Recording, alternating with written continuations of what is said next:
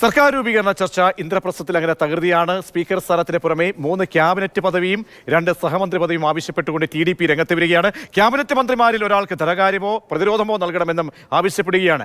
3 cabinet മന്ത്രിസ്ഥാനം ആവശ്യപ്പെട്ട് JDU രംഗത്ത് വരുന്നു. 1 ക്യാബിനറ്റ് പദവിയും 2 സഹമന്ത്രി പദവിയും ആവശ്യപ്പെട്ടുകൊണ്ട് ഏക്നാഥ് ഷിൻഡെയും രംഗത്തെത്തുകയാണ്. അതിനിടെ പ്രധാനമന്ത്രി രാഷ്ട്രപതി ഭവനിൽ എത്തി രാജി സമർപ്പിച്ചു. പുതിയ സർക്കാർ ഉണ്ടാക്കാനുള്ള അവകാശവാദവും ഉന്നയിക്കും. പി ബാലഗോപാൽ ഏറ്റവും പുതിയ വിവരങ്ങൾ നൽകാൻ ഡൽഹിയിൽ നിന്നും ചേരുന്നു. ഡൽഹിയിൽ നടക്കുന്ന തിരക്കിട്ട നീക്കങ്ങളും കരുനീക്കങ്ങളും ഒക്കെ എന്താണ് ബാലു? TDPയും JDUവും പ്രധാനപ്പെട്ട 2 കക്ഷികൾ. അവർ എന്തൊക്കെ നീക്കങ്ങൾ ചന്ദ്രബാബു നായിഡുവിന്റെ ഭാഗത്തുനിന്ന് വരുന്നു? Bargaining power കൂടുകയാണോ?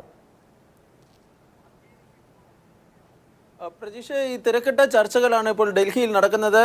നിർണായകമായ NDA യോഗം കൃത്യം 4 മണിക്ക് തന്നെ ആരംഭിക്കുന്നതായിരിക്കും. ഈ യോഗത്തിൽ വെച്ച് പ്രധാനമന്ത്രി നരേന്ദ്രമോദിയെ ഈ NDA നേതാവായി തിരഞ്ഞെടുക്കുകയും അദ്ദേഹത്തിൻ്റെ നേതൃത്വത്തിൽ സർക്കാർ രൂപീകരിക്കുന്നതിന് NDAയിലെ വിവിധ കക്ഷികളുടെ പിന്തുണ അറിയിച്ചുകൊണ്ടുള്ള ഒരു പ്രമേയം പാസാക്കുകയും ചെയ്യും. തുടർന്ന് ഈ NDA നേതാക്കൾ രാഷ്ട്രപതിയെ സന്ദർശിച്ച് ഈ പിന്തുണ സംബന്ധിച്ചുള്ള കത്ത്, അതായത് പ്രധാനമന്ത്രി നരേന്ദ്രമോദിക്കുള്ള തങ്ങളുടെ പിന്തുണ സംബന്ധിച്ച കത്ത് കൈമാറുമെന്നാണ് BJP നേതാക്കൾ ഇപ്പോൾ അവകാശപ്പെടുന്നത്.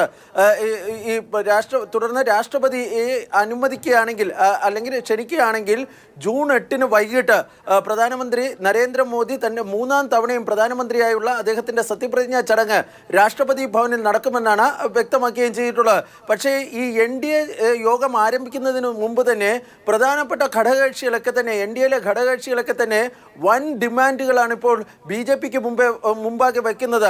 BJPക്ക് ഒറ്റയ്ക്ക് കേവല ഭൂരിപക്ഷം ഇല്ലാത്തതിനാലും 33 അംഗങ്ങളുടെ കുറവ് ഈ കേവല ഭൂരിപക്ഷത്തിന് ഉള്ളതിനാലും, അതായത് 33 അംഗങ്ങൾ കൂടി ഉണ്ടെങ്കിൽ മാത്രമേ അവർക്ക് കേവല ഭൂരിപക്ഷം എന്ന 272 കടക്കാൻ വേണ്ടി കഴിയുള്ളൂ.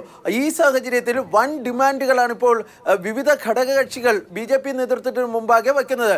TDP സ്പീക്കർ പദവിക്ക് പുറമെ 3 ക്യാബിനറ്റ് മന്ത്രിമാരും 2 സഹമന്ത്രിമാരും വേണമെന്ന ആവശ്യമാണ് ഇപ്പോൾ മുന്നോട്ട് വച്ചിരിക്കുന്നത്.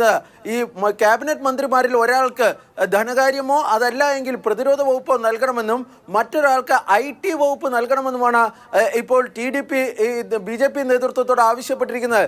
JDUവും സമാനമായ ആവശ്യങ്ങളാണ് ഉന്നയിച്ചിരിക്കുന്നത്. 3 ക്യാബിനറ്റ് മന്ത്രി പദവി, അതുപോലെ തന്നെ 2 സഹമന്ത്രി പദവി, ബീഹാറിന് പ്രത്യേക പാക്കേജ് എന്നീ ആവശ്യങ്ങളാണ് JDU മുന്നോട്ട് വച്ചിരിക്കുന്നത്. ചിരാഗ് പാസ്വാൻ റെയിൽവേ വകുപ്പും അതുപോലെ തന്നെ ഏക്നാഥ് ഷിൻഡെ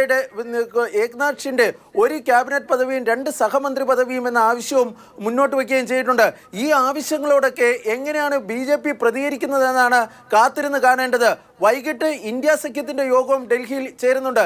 ഇതിനിടെ നിതീഷ് കുമാറുമായി തേജസ്വി യാദവ് വിമാനത്തിൽ വെച്ച് നടത്തിയ ചർച്ച പല അഭ്യൂഹങ്ങൾക്കും വഴിവെച്ചിട്ടുണ്ട്. ഈ നിതീഷ് കുമാറിന് പ്രധാനമന്ത്രി പദം വാഗ്ദാനം ചെയ്തിട്ടുണ്ടോ എന്നും അതിന്മേൽ അദ്ദേഹത്തിന്റെ തീരുമാനത്തിനായി കാത്തു നിൽക്കുന്നുവെന്നുമാണ് ഇന്ത്യ സഖ്യത്തിലെ നേതാക്കൾ അറിയിച്ചിട്ടുള്ളത്. പക്ഷേ JDU ഔദ്യോഗികമായി വ്യക്തമാക്കിയിട്ടുള്ളത് ഇന്ന് വൈകിട്ട് 4 മണിക്ക് ചേരുന്ന NDA യോഗത്തിൽ പങ്കെടുക്കുമെന്നതാണ്. ഏതായാലും തിരക്കിട്ട അണിയറ ചർച്ചകൾക്കാണ് ഇപ്പോൾ ഡൽഹി കേന്ദ്രീകരിച്ച് അല്ലെങ്കിൽ ഡൽഹിയിൽ സാക്ഷ്യം വഹിക്കുന്നത്.